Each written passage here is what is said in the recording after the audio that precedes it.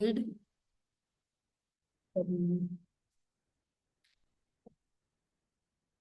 यहाँ पर forms of energy हम टॉपिक क्लास में भी शुरू कर चुके थे। आज का टॉपिक हमारा यहाँ से शुरू हुआ था। पिछली क्लास में हमने यहाँ से एक्सप्लेन किया था इसी पैराग्राफ से। पिछली क्लास में हमने यहाँ से एक्सप्लेन करना शुरू किया था कि एक मूविंग ऑब्जेक्ट वर्क कर सकता है। तो अगर कोई ऑब्जेक्ट ज्यादा तेज वर्क करता है, an object moving faster can do more work. फिर हमने एग्जाम्पल देखे तो flowing water, aircraft, running athlete, इन सब में एनर्जी होती है। काइनेटिक एनर्जी ऑब्जेक्ट्स में उनके मोशन की वजह से आती है। ये चीज हमने समझी थी। और अब इसके बाद हमने डेरिवेशन समझी थी इससे पिछली क्लास में, कि हम डराइव कैसे करते हैं। हम वर्क के और वर्क का फॉर्मूले से हम काइनेटिक एनर्जी का फॉर्मूला कैसे डिराइव करते हैं वो सीखा था हमने। क्योंकि हमें पता है वर्क इज एफ एस, और हमें थर्ड इक्वेशन से, ये थर्ड इक्वेशन है मोशन की, उससे हम एस की वैल्यू निकालकर, यानी V square by U square के नीचे टू ए से डिवाइड कर देंगे, टू ए इधर चला जाएगा। तो हमें ये वाला एक्सप्रेशन मिलेगा, एस की value V square minus U square upon two A. और इसको हम अपनी वर्क वाली इस वाले फॉर्मूले में रख देंगे, work is equal to F S में रख देंगे। जब हम इसे work is equal to F S में रखेंगे और F is equal to M A भी हमारे पास है, ये डेरिवेशन आपको कॉपी में लिखनी है आज, ये आपका वर्क है। तो आप F is equal to M A डाल देंगे आप वर्क के अंदर, फोर्स इनटू डिस्प्लेसमेंट के अंदर। तो एफ के वैल्यू की जगह तो आप एम ए लिख देंगे, और एस की वैल्यू की जगह आप ये रख देंगे जो ऊपर आपके पास है, V square minus U square two A. तो एक ए एक यहाँ पर जो ए है उससे कैंसिल हो जाएगा, एक ए से कैंसिल हो जाएगा, यानी एक ए अभी भी बच जाएगा। टू ए है तो एक, टू ए में से एक ए से ए कैंसिल हो जाएगा, सिर्फ टू बच जाएगा, ए नहीं बचेगा, सिर्फ टू बच जाएगा क्योंकि टू ए है, यानी टू ए से मल्टीप्लाई में है। तो ए से ए क्या हो गया आपका, कैंसिल। तो सिर्फ क्या बच गया, टू बच गया। तो ये जो टू है ये हाफ की तरह आगे आ गया, ये टू हाफ की तरह आगे आ गया, एम हो गया यहाँ पर, एम रख दिया आपने, और वी स्क्वायर और यू स्क्वायर। तो ये आपका काइनेटिक एनर्जी का फॉर्मूला बन गया। क्या बन गया, half into M V square. Half into M V square. यहाँ तक सभी को समझ में आ गया था। अभी यही मोशन टीचर बनाए सबसे लास्ट ये में आपको आया कॉपी में, ये आपको कॉपी में लिखना है, हाफ एम वी स्क्वायर तक का ये पूरा डिराइव करके को लिखना है। फिर आपके न्यूमेरिकल दे रखे हैं कुछ, वो न्यूमेरिकल आप देख लेंगे। हमने फिर ब्लू क्वेश्चन डिस्कस किए थे। ब्लू क्वेश्चन में काइनेटिक एनर्जी क्या होती है तो आप डिफाइन करेंगे, काइनेटिक एनर्जी का एक्सप्रेशन क्या होता है। तो आपको ये भी आपके आज के होमवर्क है, तो दो होमवर्क है आपके, कैसे डेरिवेशन होती है वो आपको करनी है, और फिर ये ब्लू क्वेश्चन करने हैं फर्स्ट थ्री। फिर मैंने एक्टिविटी समझाना शुरू किया था, रबर बैंड वाली एक्टिविटी, स्लिंकी वाली एक्टिविटी, और किसी ऑब्जेक्ट को अगर हाइट तक उठाते हैं तब, वो एक्टिविटीज।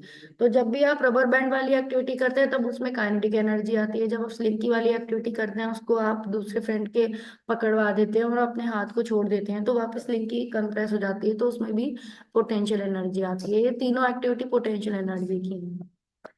अब आप टॉय कार के अंदर जब चाबी भरते हैं, चाबी भरने के बाद उसे आप जमीन पे छोड़ते हैं तो टॉय कार चलने लगती है। आप जितनी ज्यादा चाबी भरेंगे उतना ही टॉय कार मूव करेगी। इसका मतलब जो हम चाबी भर रहे हैं वो पोटेंशियल एनर्जी दे रही है। अब हम, अब सिचुएशन में एनर्जी आई है किसी भी ऑब्जेक्ट में और वर्क हुआ है, क्योंकि उसके ऊपर हमने चाबी भरी, यानी कि उस टॉय कार में वहां पर वर्क हुआ है, इसलिए उसके अंदर उसके पहियों में चलने की एनर्जी आ गई, और वो पोटेंशियल के अंदर की तरह स्टोर हो गई उसके अंदर। और it is, if it is not use to cause a change in the velocity और the speed of the object, you transfer the energy when you stretch a rubber band. आप भी एनर्जी को उसको दे रहे हो, आप स्ट्रेच करने में जो एनर्जी लगा रहे हो उतनी दूर तक आप उसे लेके जा रहे हो, फिर आप उसे छोड़ रहे हो तो उसी एनर्जी से रबर बैंड आपको हिट करता है। तो you do work while the key winding the key of the coil, the energy transferred to the spring inside stored in the potential energy के फॉर्म में, उसकी वाइंडिंग से स्प्रिंग के अंदर एनर्जी स्टोर होती है। बैम्बू स्टिक लेते हो, make a bow as shown in the figure. आप बैम्बू स्टिक लेकर एक धनुष बनाते हो, एक तीर बनाते हो, और उस धनुष को आप क्या देते हो, एनर्जी देते हो। जितनी दूर तक आप उसका बो खींचते हो उतनी दूर तक वो जाएगा, हम जिससे एक टारगेट को भेज देंगे। Arrow stretched string on the बो, तो एरो ने पीछे की तरफ स्ट्रिंग को पुल किया, ऐसे ही पीछे की तरफ जा रहा है। अगर हम इस स्ट्रिंग को पीछे की तरफ ले जाएंगे तो ये एरो उतना ही आगे जाएगा। तो this is the potential energy से ही काइनेटिक में कन्वर्ट हो जाता है। Is it clear? यहाँ तक क्लियर हुआ? Potential energy of an object at a height. अब आप ये वाला टॉपिक समझ रहे हैं, potential energy of an object at a height. So an object increases its energy when raised through an height. This is because the work is done on it against the gravity while it's being raised. तो किसी भी object को जिसको हम height पे रखते हैं उसके अंदर एनर्जी आती है। दिस इज बिकॉज कि वर्क डन हुआ है ग्रेविटी के अगेंस्ट उसे किसी ऊंचाई तक ले जाने के लिए, और हमें पता है वर्क डन होता है तो एनर्जी आ जाती है चीजों में। Energy present in such an object is gravitation potential energy. कभी भी हम चीजों को थोड़ी हाइट के ऊपर लेके लाके रखते हैं, उसमें एक तरह की एनर्जी आती है जिसे बोलते हैं ग्रेविटेशन पोटेंशियल एनर्जी। जैसे डैम में स्टोर्ड वाटर में भी यही आती है। जितना हाइट का डैम बनाते हैं उसके पानी में उतनी पोटेंशियल एनर्जी आ जाती है। The gravitation potential energy of an object at an point above the ground is defined as the work done is raising it from above the ground. कितना वर्क डन लगा उसके वहां तक ले जाने में, ऊपर ले जाने में, वही उसकी potential energy. It is easy to arrive at an expression for gravitation potential energy of an object at a height. तो इस हाइट से उसके लिए एक फॉर्मूला बनेगा। Consider an object of mass M, object M mass का है, और let is raise to the height H, H height तक उसे रेस कर रखा है। Force is required to do, इसको करने के लिए कुछ फोर्स तो लगा ही होगा। तो हमें पता है वर्क डन का फॉर्मूला क्या है, एफ डी एस। तो एफ हम यहाँ पर हाइट के और ग्रेविटी का फोर्स क्या लगता है, सभी चीजों पे एम जी लगता है। तो जब हम फोर्स इनटू डिस्प्लेसमेंट में फॉर्मूला डालेंगे तो हमारा फॉर्मूला आएगा एम जी एच। तो ये डेराइवेशन किसकी है, पोटेंशियल एनर्जी की है। यानी वर्क डन जो हाइट पे ले जाने में ऑब्जेक्ट को लगा वो स्टोर हो जाएगा उसकी पोटेंशियल एनर्जी के फॉर्म में, जिसकी वैल्यू होगी एम जी एच। क्या यहाँ तक क्लियर हुआ सभी को? Is it clear to everyone potential energy का फॉर्मूला कैसे आया? Yes, ma'am. Yes, ma'am. Yes, ma'am. तो EP is equal to M G H, ये हम लिख भी चुके हैं, कल हमने नोट्स में लिखा था ये। अब मोर यू नो लिखा, मोर टू नो में लिखा है potential energy of an object at high depends on the ground level और zero level you choose. An object in a given position can have a certain potential energy with respect to one level and a different value potential energy with respect to another level। तो हमारा level से पता चलता है, ground level किसे consider कर रहे हैं उससे पता चलता है कि किसी ऑब्जेक्ट में कितनी पोटेंशियल एनर्जी है। तो अगर वो ग्राउंड पे ही रखा रहेगा तो उसकी पोटेंशियल एनर्जी जीरो रहेगी, और जितनी हाइट हम बढ़ाएंगे उसकी पोटेंशियल एनर्जी बढ़ेगी। It is useful to note that the work done by gravity depends on different vertical heights of an initial and the final position of an object and no on not on the path along which the object is moved। किसी भी path के through, अगर zigzag path के through भी हम किसी object को same height पे ले जा रहे हैं, या स्ट्रेट पाथ के थ्रू हम किसी ऑब्जेक्ट को उतनी हाइट तक लेके गए हैं, हाइट तक, तो दोनों में भी किसी भी पोटेंशियल एनर्जी में चेंज नहीं आएगा। भले ही हम यहाँ पर zigzag पाथ कवर कर रहे हैं तो उससे कोई फर्क नहीं पड़ता है।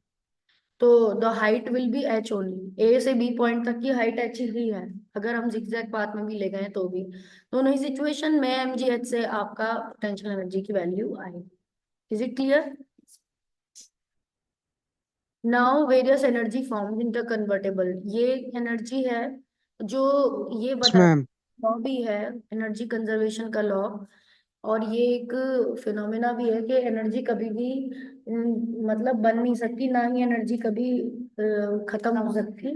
बस एनर्जी एक फॉर्म से दूसरे फॉर्म में चेंज हो सकती है, इंटर कन्वर्टेबल होती है एनर्जी। तो कोई एक बच्चा पढ़ो, इसको रीड करो। Anyone can read this.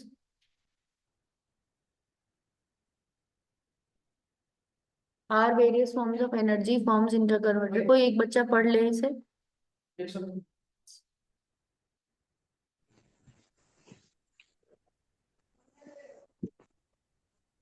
Any one of you read the paragraph which is in front of your screen.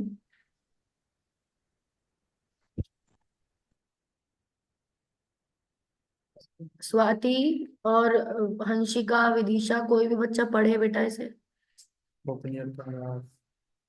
Read करना है आपको। स्वाति दीदी। Can we convert energy from one form to another? We find in nature a number of instances of conversion of energy from one form to another. तो can be convert energy from one form to another, हम nature में काफी ऐसे number of examples देखते हैं जिसमें energy convert होती है। अब आपको एक्टिविटी दे रखी है, एक्टिविटी भी रीड करनी है। Read activity. Sit in small group. Discuss the various ways of energy conversion in nature. Discuss following question in your group. How do green plants produce food? Where do they get their energy from? Why does the air move from one place to another, one place to place? How are fuels such as coal and petroleum formed? What kind of energy conversions sustain the water cycle? Small group में बैठकर आपको discuss करना है various ways of energy conversion.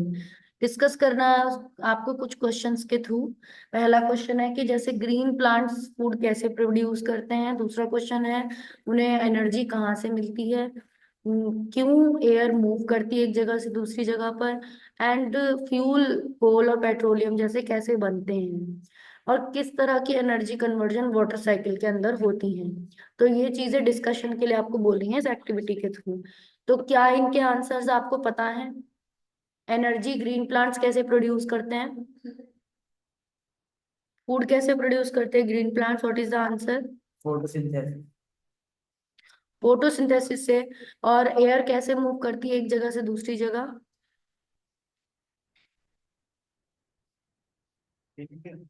Low pressure और high pressure area create होते हैं जब through the heat. And where do they get their energy from, उन्हें अपनी एनर्जी कहाँ से मिलती है। प्लांट्स को अपनी एनर्जी कहाँ से मिलती है, सनलाइट से मिलती है। फॉसिल फ्यूल कैसे बनते हैं, कोल कैसे बनता है। कार्बोनाइजेशन की प्रोसेस से, जो कि बहुत मिलियंस ऑफ ईयर पहले जो पेड़ और जो जानवर, ओशन के जानवर, हमने पिछले साल पढ़ा था ये 8th चैप्टर में फॉसिल फ्यूल्स में। और व्हाट फ्यूल फ्लेम वाला चैप्टर जो था, what kind of energy conversion water cycle में कौन कौन सी एनर्जी कन्वर्जन होती है। तो कंडेंसेशन, इवापोरेशन, रेडिएशन, ये सब एनर्जी होती हैं जो वाटर साइकिल में आप देखते हो। एक्टिविटी 11.4 रीड करें।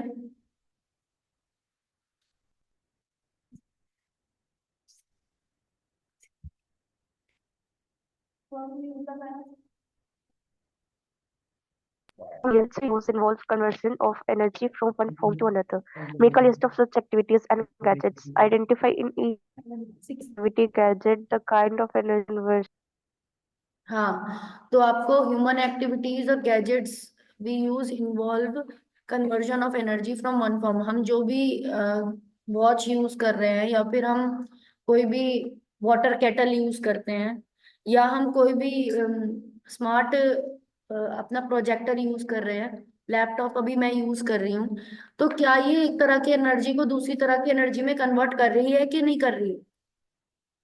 Is it converting one form of energy to another? For example, laptop. Which type of energy the laptop is converting from one form to another form? Potential.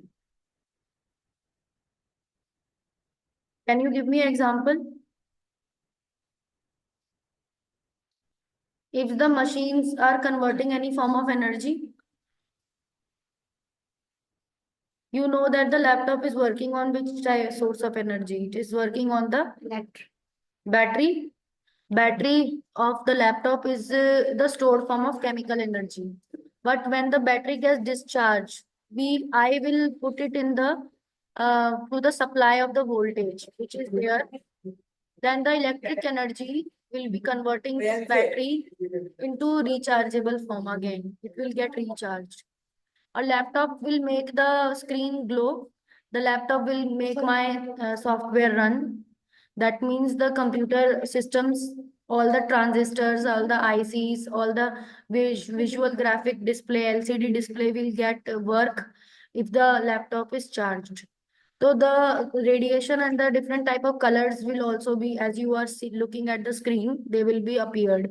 So in gadgets also different forms of energies are converting from one form to another form. And then next paragraph, read law of conservation of energy. Swati, the paragraph. Swati. In activities 10.13 and 10.14, we learned that the form of energy can be changed from one form to another. What happens to the total energy of a system during or after the process? Whenever energy gets transformed, the total energy remains unchanged. This is the law of conservation of energy. According to this law, energy can only be converted from one form to another. It can neither be created or destroyed. The total energy before and after the transformation Yes. So this is of the conservation law of of energy is conservation. valid in all This is the law situations. of conservation, बेटा. यहाँ से लेकर यहाँ तक, according to this law, the energy can only be converted from one form to another. It can neither be created nor be destroyed. The total energy before and after the conversion remain the same. The law of conservation is valid for all situations and all kind of transformations. मतलब आपने इस तरह का law एक पढ़ा है. कौन सा लॉ है वो? इसी तरह का लॉ पढ़ा है. कॉन्सेप्ट सेम लग रहा है उसमें. है? नहीं नहीं नहीं. Which type of law you have studied like this only? Law of conservation of energy की तरह का दूसरा लॉ कौन सा है जिसमें ऐसी तरह की स्टेटमेंट होती है, बस एनर्जी की जगह? Law of conservation. Law of conservation of mass पढ़ा है आपने. तो कंजर्वेशन ऑफ मास में मास ना बन सकता है ना मास खत्म हो सकता है, बस मास सेम का सेम रहता है before the conversion and after the conversion. ऐसे ही कहा जाता है एनर्जी के लिए. ऐसे एनर्जी के लिए कहा जाता है कि एनर्जी ना खत्म हो सकती है ना एनर्जी मतलब कम हो सकती है ना ज्यादा हो सकती है. तो ये हर एक तरह की सिचुएशन पे वर्क करता है.